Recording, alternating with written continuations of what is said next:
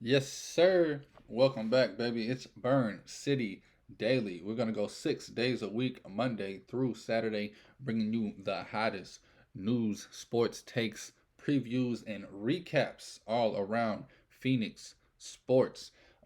This episode, we will touch on game one that was Saturday night. Game one, Suns, Nuggets, second round of the Western Conference playoffs. Also, got some Diamondbacks news going for you. Even though they got an off day tonight, we'll still touch on what happened over the weekend in Colorado. Also, have a little injury update on the young superstar Corbin Carroll. I also want to talk about some of these young pitchers in the Diamondbacks for a second. However, first and foremost, I will talk about the Suns Nuggets game one, and I will preview tonight's Suns Nuggets game two. This series is intriguing to say the least. Again, this is Burn City Daily. Excuse me. Lord have mercy. Coffee going straight through me. Burn City Daily with Rowan Donaghy, aka Rowan Dobbs. Going live on a beautiful Monday. It is May 1st, which means beautiful way to start the week. You start the month, start the week, start them together. Getting close to the summer, long, grueling summer months in Phoenix. I know it's beautiful right now, but soon that thermostat will be hitting plus 100, 120s, 115s. Stay cool out there, Arizona. Anyway, Burn City Daily. Let's jump right into it. Game one. I know one thing we could do, but I'm going to decide not to do this. But I know we could blame the refs a little bit.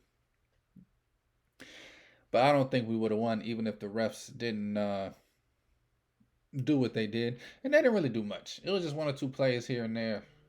Felt a little grimy. Felt a little dirty. However, Suns need to clean some things up, man. Jamal Murray and Joker acting a darn fool on us on Saturday night. I will say one thing. You know when your friend be like, man, I promise, it's only 3 stories. I could jump off the roof and not get hurt.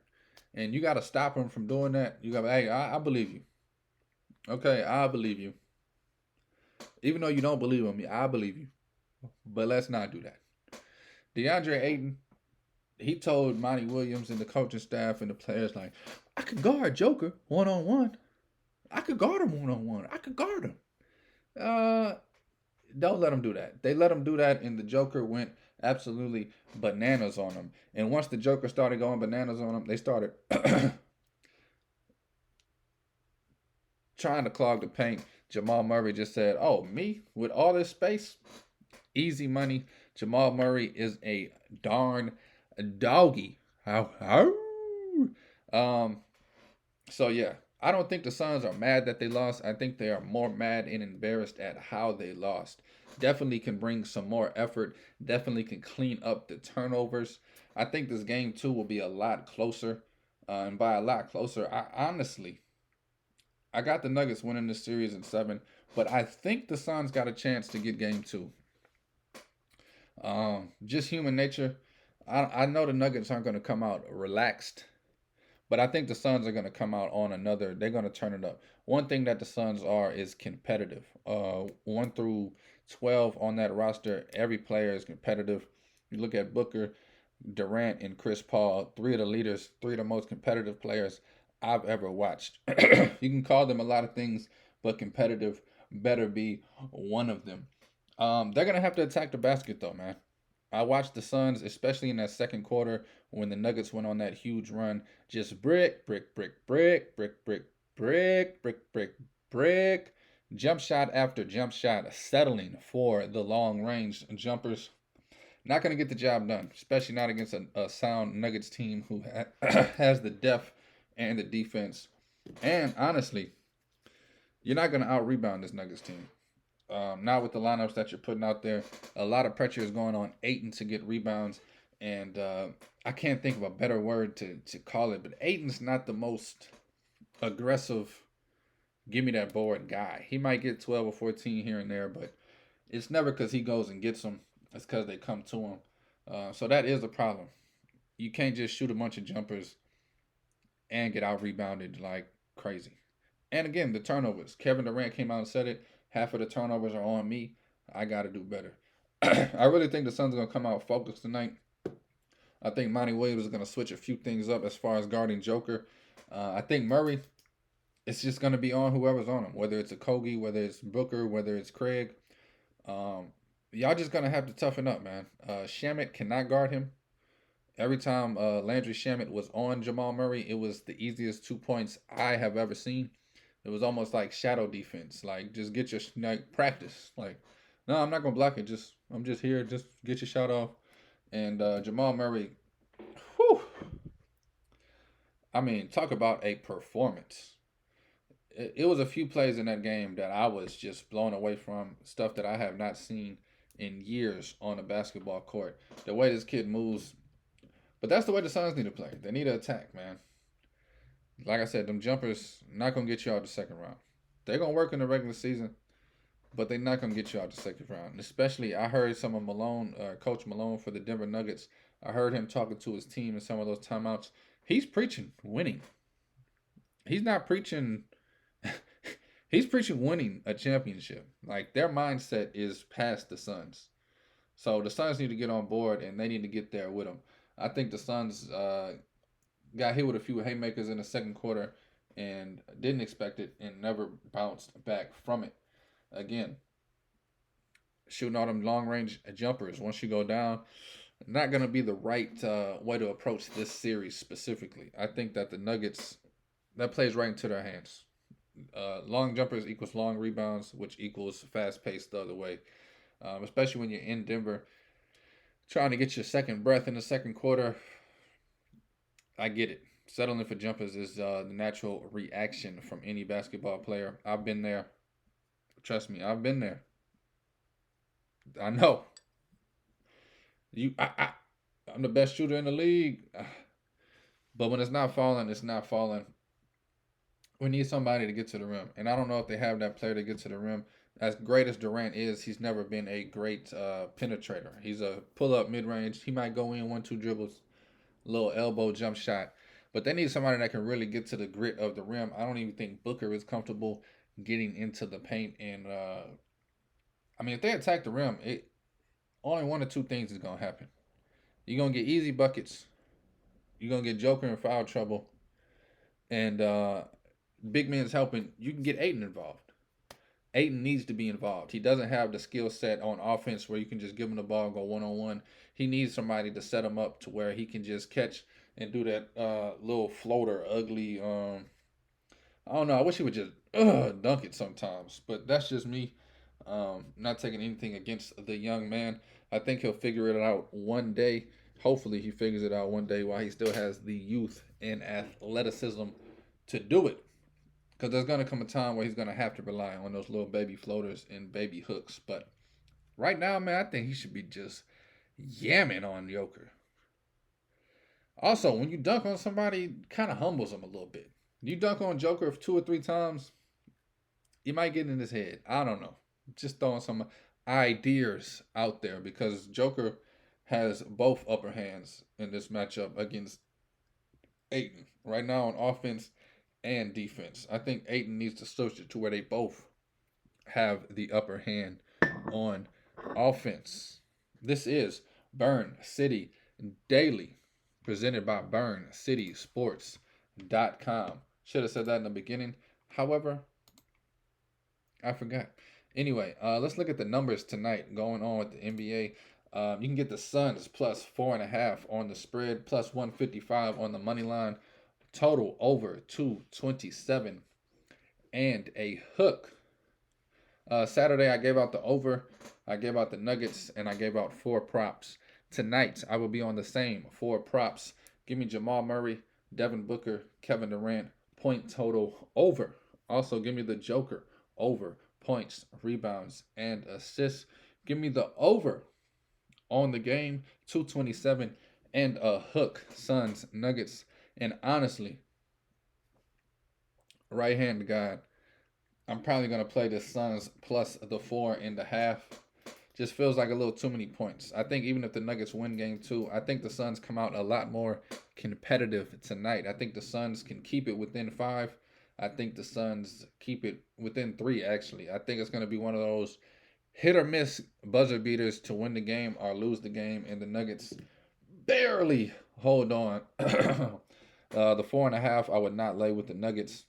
I haven't taken it yet, but I'm trying to talk myself into the Suns plus 4.5 because the 20% of my brain over here is like, it's the playoffs. The Nuggets gonna take the first two at home. Suns gonna take the next two in the road. We're gonna get to a 3-game series with the last 3 games, two in Denver. But I also think the Suns come out with crazy energy tonight after being embarrassed on Saturday. And I think that 4.5 is way too much. I think it should stay around 2.5 like it was Saturday. So that's where I'm at on this game tonight. Again, I gave you the 4 props just now. Murray, Booker, Durant, point total over. Joker, points, rebounds, assist total over. And the over on the game, 227. And the hook, excuse me. Even though I do think the defense is kind of step it up a little bit tonight, I still think this game gets into the both teams can get to 115. I think whoever gets to 119, 120 will win it. But I think both teams get over 115 for the evening.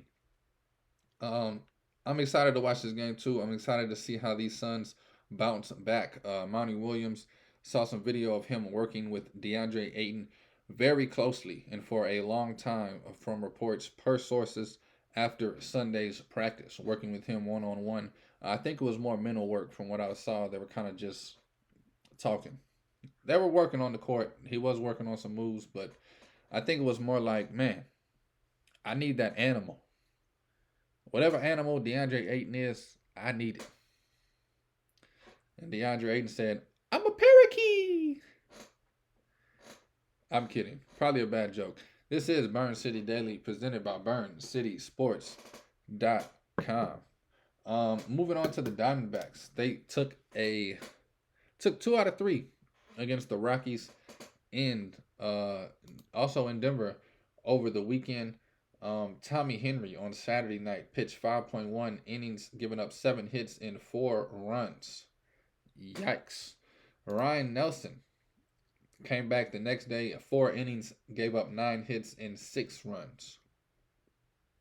Yikes. I will say this to both of these young pitchers to have their back a little bit. They are in Colorado. That ball flies in Colorado. Who knows if some of these balls would have been outs in other stadiums. Only time will tell. It is a tough place to go in and try to pitch for even the most veteran of pitchers. You get the right breeze, the right wind. That ball is just flying off of the bat. Nothing you can do about it. That's also why all of these games were crazy. You had the 9-1 on Friday, the 11-4 on Saturday. Diamondbacks winning both of those. And then Sunday, Rockies get their hand and 12-4, a victory over the Diamondbacks. I'm not too worried about these pitchers. I think they'll figure it out. It is a weird time, I will say that, with the pitching staff in Diamondbacks. Coming into the season, we were enamored by the youth on this team, from the pitchers to the players. And now we're watching some of these young pitchers get thrown into the fire and quote unquote thrown into the fire, getting their chance to show what they got. Some of them are struggling, some of them are not. So hopefully it levels out throughout the season, and come June, July, and August into the playoff stretch of August and September, these kids are ready to rock and roll. They can tweak a few things they need to tweak, improve where they need to improve. However, the biggest news out of this weekend series over Colorado, Corbin Carroll, the young superstar, the fastest man in baseball, going to catch a ball and near the fence in the outfield. He slid into the fence knee first. Torey Lovullo's words specifically out of his mouth was, "We dodged a bullet." The knee hit the padding instead of the concrete. Little contusion though. He does have a hurt knee. He will be out. Hopefully, they're saying hopefully just a couple of days. He was out Sunday because of it. It happened on Saturday. Diamondbacks are off tonight. They will travel to Dallas, taking on the Texas Rangers for a small series in the week. Um, I think it's Tuesday, Wednesday, Thursday. They have games in Dallas. He might just sit out this whole series just to get right. They were talking about just playing it day by day, getting him back in the lineup when he feels ready. Could be Tuesday, could be Wednesday, could be Thursday. But if I had to put my money on it, we're not going to see him until this weekend series, which I forget who that is against. After the Rangers, who they play next. I will look that up quickly as possible. But yeah, Corbin Carroll will be out of the lineup for at least a day or two. Um, well, yeah, it looks like they just played 2 games against the Rangers. Zach Gallen will be the starter on Tuesday against the Rangers. Tomorrow's game, Zach Gallen. I will touch on that a little more tomorrow.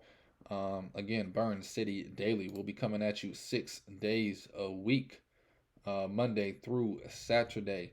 Thursday, it looks like the Diamondbacks are off. So yeah, Friday, I think is when we'll see Corbin Carroll again. That is just my opinion, 100%. I don't have any source or news to back that up.